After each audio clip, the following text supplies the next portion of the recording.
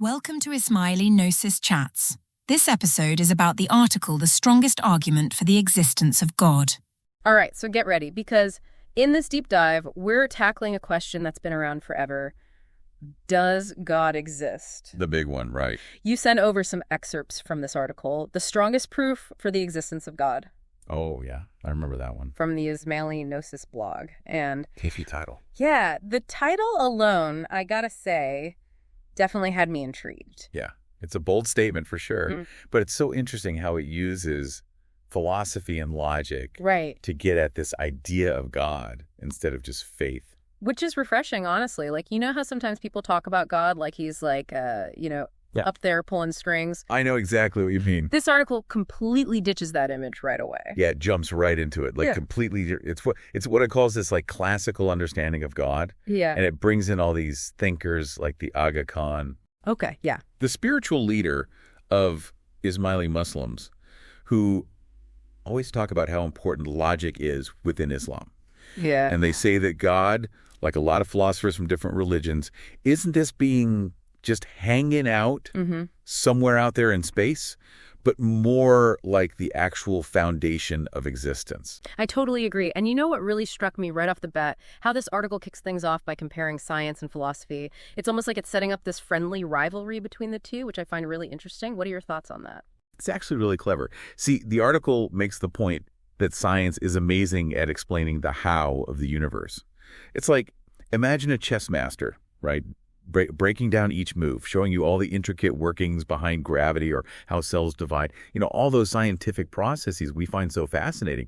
But then there's this whole other side to the coin, an equally massive question that science, just by its very nature, can't quite answer. You're talking about the why, and I'm totally with you on that. Science might give us the backstage pass to the symphony, reveal all the secrets of how the music works, but it doesn't really tell us why the music exists in the first place. Exactly. You hit the nail on the head.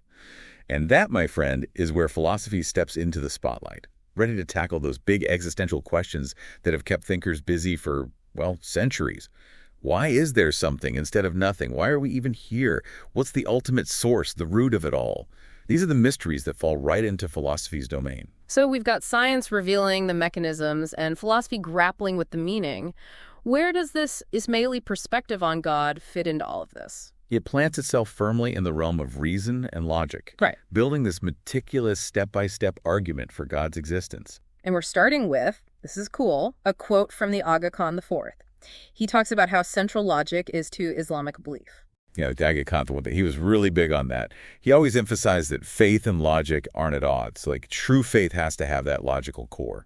Which is super interesting because the source points out that one of the reasons atheism is on the rise is because people either don't really get the whole God concept. Right. They've got this kind of, distorted image. Yeah. Or the arguments they've heard are just not very compelling. Exactly. And that's where this idea of, let me get this right, this David Bentley Hart critique comes in. He basically says, we've turned God into this limited watered down. Yeah, like a cartoon version of the real deal. Exactly. And classical theism, that's where it gets really interesting. They're talking about a whole different ballgame. So time for a definition upgrade then. What's classical theism actually say about God? Give us a lowdown. Okay, so imagine this. It's not about God being a being, like some superpowered dude hanging out in space. It's about God being the foundation of everything. Whoa, okay. The bedrock, the ground floor, the absolute starting point of all existence. Okay, so less like God sitting on a cloud, more like God is the cloud. You got it. The source uses this great analogy, God as a matrix. It's like this underlying structure that supports literally everything. And that's not just like a random idea, right? Didn't you say something about the Quran? Well, absolutely. You find this idea in the Quran and the writings of Imam Sultan Muhammad Shah. It's a recurring theme. So we're not just talking about one tradition here. Yep. This is way bigger. Think Plato, Aristotle, even some modern Christian thinkers. They're all circling around this idea of God as the ultimate reality. The OG reality. And that, my friends, is a conversation worth having. Which brings us to the heart of the argument. Don't worry, we're not abandoning logic for, mystical pronouncements here. No, this is about to get really interesting. It's all about building the case step by step. All right, so logic hats on everyone because things are about to get real. We need to get a firm grip on this whole conditioned reality versus unconditioned reality thing. It's like the foundation of this whole argument right now. Absolutely. You've got to have that solid base. And the source does a great job, I think, of really breaking it down. So think of it like this. Imagine you want to build a house. Okay, got it. I'm picturing blueprints, contractors, the whole 9 yards. Exactly. Yeah. You can't just snap your fingers and poof, there's a house. It needs architects, builders, materials. A whole bunch of stuff has to exist first. Yeah, it's like that saying, right? It takes a village. To build a house. Yeah. That's it. So that house, that's your conditioned reality. It depends on all those other things, those conditions, to exist. Makes sense. And it's not just houses, right? I mean, think about, like, my phone. It relies on engineers, factories, raw materials. It's a whole chain of, like, dependence. And we're a part of that chain, too, right? Yeah. We depend on oxygen, food, water. Mm-hmm. We're conditioned reality, too. Oh, whoa, yeah, when you put it like that. So if we flip that around, that's where unconditioned reality comes in. Exactly. Unconditioned reality is the opposite. It's the source, the starting point. It doesn't need anything else to exist. It just is. Okay, so, like, sticking with the sources example, a cat relies on its cells, its DNA, the food it eats, all that to exist. So the cat's conditioned. But what's grounding the existence of all that stuff? Like, what's the bottom of that food chain? $1 million question right there. And it's important to remember we're not talking about, like, how the universe started, whether it was the Big Bang or whatever. This is about what the source calls essential causation, what's keeping everything in existence right now in each moment. Okay, so it's not about the history, it's about the here and now. Got it. So where does this whole line of thinking actually lead? I mean, what's the point? So the source lays out 2 possible scenarios, 2 options. Option 1, case #1, let's call it. Everything is conditioned, meaning there's no unconditioned reality, there's no ultimate ground floor, no... God, basically. Okay, I'm following. And then case #2 is the opposite. Right. Case #2 is there's at least one unconditioned reality. So the source walks us through this classic philosophical argument, kind of a proof by contradiction, to figure out which one actually holds water. Okay, time to put those logic hats on, like we talked about. So let's start with case #1, the everything is conditioned scenario. Where do we even go from there? Well, even within case #1, there are 2 possibilities, right? Either there's a limited number of these conditioned realities, like a set number, or there's an infinite number. So like a set number of things in existence versus like unlimited stuff. Exactly. And here's where it gets wild. Both options lead to a dead end. Let's say there's a finite number, a limited number. Even then, the very last thing in that chain, it still needs something to ground its existence. And boom, contradiction. Because if everything is conditioned, there can't be anything to ground that last thing. It can't ground itself. And forget about an infinite chain. Oh, man. Yeah, that does seem like a bit of a head scratcher. Does that even work? Not really. And the source uses this really cool analogy to explain why this infinite regress thing, it just doesn't hold up. Imagine, if you will, an infinite line of dark moons. Okay? Each moon is trying to get its light from the moon next to it. Okay, I'm with you so far. Kind of trippy, but I'm there. But here's the catch. None of them actually have any light to give. They're all waiting for the next moon to light them up, which is waiting on the next moon, and so on, forever. So it's just an endless loop of, like, borrow your light. Sorry, man, I'm waiting on this other guy. Exactly.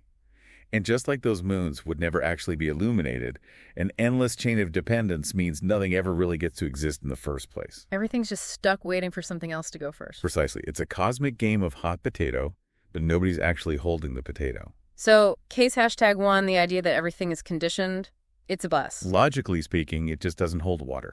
And it's through this process of elimination, you see, that the article leads us to this really crucial realization.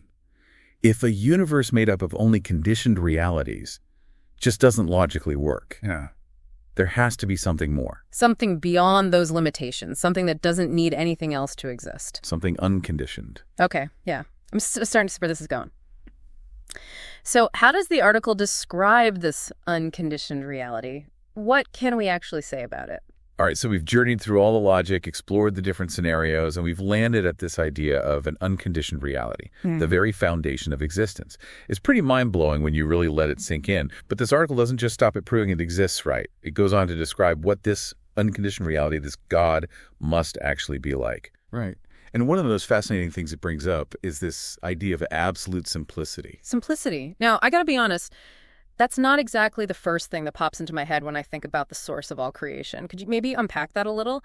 What does it even mean for something so, fundamental to be simple? Yeah, it's a bit of a brain teaser, right? Yeah. So when the article talks about simplicity, it's not talking about something being like easy to understand or lacking complexity. Yeah. It's talking about a much deeper, more fundamental kind of simplicity, a state of being that's indivisible, whole, completely self-contained. It's kind of like, imagine a perfect sphere. Okay, I'm picturing it. Perfectly symmetrical, totally self-contained. I'm with you so far. But why a sphere? What's the connection there? Well, think about it this way. A perfect sphere is defined by one single essential property, its curvature. It has no parts, no separate pieces that you could take apart or rearrange. And in the same way, the article argues that this unconditioned reality, this God, is indivisible. It can't have any parts, because if it did, well, then it would depend on those parts, right? Oh. Which completely goes against its very nature as the unconditioned. Oh, okay. I see what you mean. It has to be whole, complete in and of itself.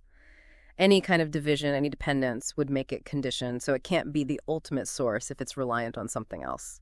Okay, that makes sense. So we've got this indivisible, totally simple, unconditioned reality, but could there be more than one? Like, could there be multiple ultimate realities hanging out there? Now, that's the million-dollar question, isn't it? And the article tackles that head on. And spoiler alert, the answer is a big fat no. Haha, okay. So no cosmic board meetings, no panels of ultimate beings calling the shots. Not if we're sticking to the logic here. You see, if there were multiple unconditioned realities, there'd have to be something different about them, something that distinguishes one from the other. Otherwise, they'd be, well, indistinguishable. Basically the same thing, right? Yeah, that makes sense. But any difference, even the tiniest one, would mean there's some kind of division, some kind of part within each of them. And we already established that the unconditioned reality can't have parts. Right, right. So we're left with this picture of a single, indivisible, unconditioned reality as the foundation for absolutely everything else. That's a lot. Well, that's a lot to take in. The source doesn't stop there. It tackles another big one. What if the universe itself is the unconditioned reality? Oh, yeah, I've heard that one. How does the source handle that curveball? Well, it points out that the universe as we see it, at least, is made up of parts. Stars, planets, My coffee cup. Exactly. It's not exactly the picture of absolute simplicity. Definitely not. So the universe can't be the big, ultimate, unconditioned reality because anything with parts is, by definition, conditioned. On the money. It all comes back to that dependence thing. The universe, for all its vastness, still relies on something else to exist. Okay, so we've ruled out multiple unconditioned realities. We've ruled out the universe itself. That leaves us with one. So we're left with this picture of a single, indivisible, unconditioned reality as the foundation for absolutely everything else. That's a lot. Well, that's a lot to take in. But if this unconditioned reality is the source of everything, where do we fit in? Does it play an active role in creation, or is it more of a distant, hands-off kind of force? That's a question that's kept theologians and philosophers busy for ages. And the Ismaili tradition actually has a really interesting take on it. They have a very specific way of looking at this relationship between the unconditioned reality, God, and the entire universe. Okay, I'm all ears. How do they see it? Well, the article actually quotes the Aga Khan III on this. He describes this unconditioned reality as, and I'm paraphrasing here, but he basically calls it the continuous creator and sustainer of all things. Wow. It's not some distant deity who sets the wheels in motion and then steps back. It's this ever-present source of existence, constantly breathing life into every single thing. So not a watchmaker, but like a force that's woven into every single moment, every atom, every breath we take. Exactly. And because this unconditioned reality exists beyond our normal ways of thinking, beyond matter, beyond space and time, Ismaili thought often refers to it as he who is above all else. That phrase really hits home, doesn't it? I can only imagine how challenging it must be to even try to grasp a being that exists outside of time and space. Like, how do you even begin to wrap your head around that? Exactly. And because this unconditioned reality goes beyond our usual ways of thinking about things like space, time, even matter, talking about its qualities gets tricky. It's not that God has knowledge or power or love in the way we usually think about them. So it's not like God has a list of attributes, but more like God is the source of those attributes, the wellspring they flow from. The source uses a great analogy. Imagine a musician. They don't possess music the way they possess a guitar. Right? Yeah, the music comes through them. Exactly. So it's not that God has compassion, it's that compassion flows from God's very nature. Okay, I think I'm starting to wrap my head around this. It's less about God having qualities and more about God being the source of those qualities. Exactly. And as Edward Fraser puts it, God possesses those qualities in a higher form eminently, not formally. So it's not God with a list of attributes, it's God as the source of all attributes. This has been a wild ride. We've gone from philosophical foundations to some really mind-blowing implications, all thanks to this one blog post. And it really makes you think, doesn't it? If this concept is true, if there really is this one unconditioned source of everything, that changes things. It's not just an abstract idea. It's something that could impact how we live our lives. Absolutely. And on that note, I think the source leaves us with a pretty powerful thought from the Aga Khan III. He said, "Are you in harmony with God? If you are happy." That's a pretty awesome thought to end on. So there you have it, everyone. A deep dive into the case for unconditioned reality, all stemming from one thought-provoking blog post. We've gone from the basic ideas to the mind-blowing implications. And now, it's over to you. What do you think? Until next time, keep those brainwaves buzzing.